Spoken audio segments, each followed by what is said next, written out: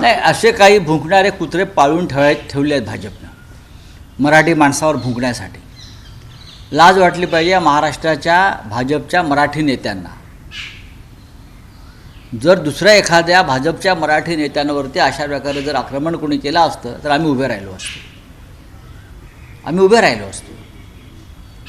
पण ज्या पद्धतीनं महाराष्ट्रातल्या प्रमुख नेत्यांवर, ठाकरे कुटुंबावर, ज्यांनी या महाराष्ट्रासाठी सर्वस्व अर्पण केलं आहे बाळासाहेब ठाकरेंनी, त्या कुटुंबावर अशा प्रकारे दुबे फुबेसारखी लोक बोलत असतील आणि भाजपचे लोक मजा बघत असतील, एक दिवस हे तुमच्यावर सुद्धा उलटणार आहे, लक्षात ठेवा.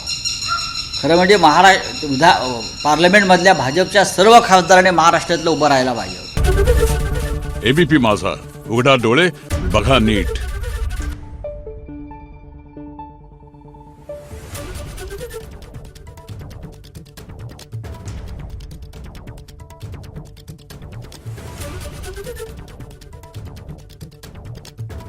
Thank you.